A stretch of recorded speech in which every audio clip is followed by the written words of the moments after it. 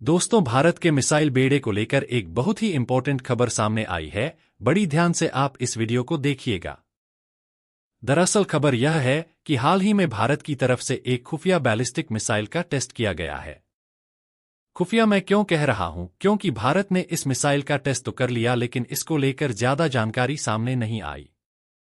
दूसरी बड़ी बात, इस टेस्ट को भारत के स्ट्रेटेजिक फोर्स कमांड ने अंजाम दिया है और इस परीक्षण को इतना ज्यादा खुफिया रखा गया है कि अब तक सिर्फ यही पता चल पाया है कि जिस भारत ने एक मीडियम रेंज की बैलिस्टिक मिसाइल का टेस्ट किया और यह टेस्ट पूरी तरीके से सफल भी रहा है।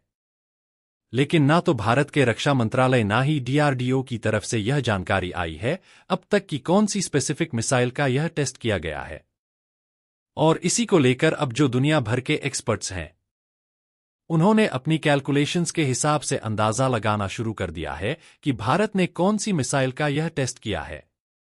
और जो ज्यादातर एक्सपर्ट्स हैं, भारत की रक्षा विशेषज्ञ हैं, वह एक ही परिणाम पर पहुंचे हैं कि यह भारत की जो लैंड बेस के 155 मिसाइल है उसी का एक अलग वर्जन हो सकता है, जो ज्यादा रेंज के साथ आता है। लेकिन यह K-15 मिसाइल है।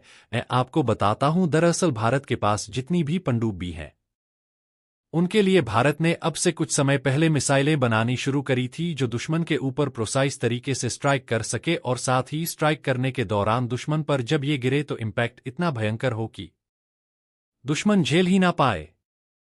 इसी को लेकर हमने के सीरीज की मिसाइलें बनानी शुरू करी जो स्पेसिफिकली भारत की पनडुब्बियों के लिए बनी थी। इसकी कई सारे वेरिएंट आते हैं, जैसे K-4, K-5, K-6 भारत बना रहा है। इसी में आता है एक K-15, लेकिन ये मत समझ लेना कि जो K-5 है वो कमजोर होगी K-15 से।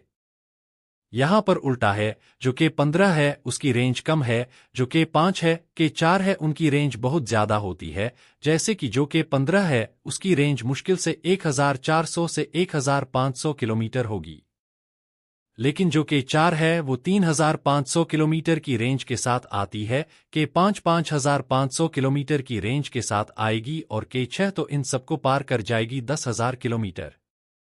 लेकिन फिलहाल फोकस करते हैं K-5 K-6 भारत बना रहा है, इसी में आता है एक K-15। लेकिन हाँ, ये मत समझ लेना कि जो K-5 है वो कमजोर होगी K-15 से, यहां पर उल्टा है। K-15 पर तो खबर ये है कि जो K-15 का हमने वेरिएंट बनाया है पनडुब्बियों के लिए, उसी का हमने एक लैंड बेस वेरिएंट बना लिया है।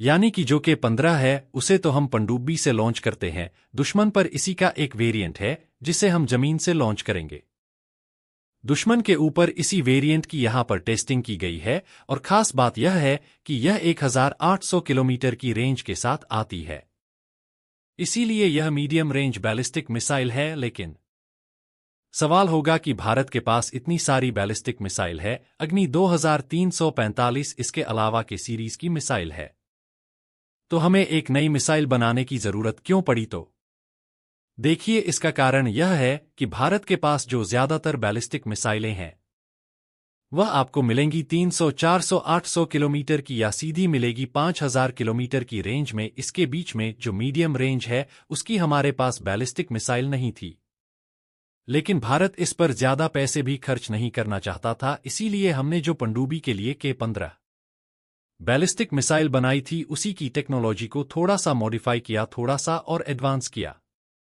और उसी का लैंड अटैक वेरिएंट हमने तैयार कर दिया। लेकिन सवाल उठता है कि हमने इसे खुफिया अब तक क्यों रखा है? तो देखिए, इसके पीछे अभी तक कोई भी तर्क निकलकर सामने नहीं आया है, लेकिन हो सकता है कि भारत की जो स्ट्रेटेजिक कमांड है वह इसको लेकर अलग रणनीति रखती हो, या हो सकता है कि भारत ने इसकी रेंज बढ़ा दी हो और भारत इसे दुनिया के सामने अभी नहीं लाना चाहता, या हो सकता है यह भारत का सरप्राइज हो चीन और पाकिस्तान के लिए। लेकिन जो भी हो, हम सबके लिए अच्छी खबर यह है कि इस मिसाइल का पहला ही टेस्ट बहुत ही शानदार तरीके से सफल हुआ है।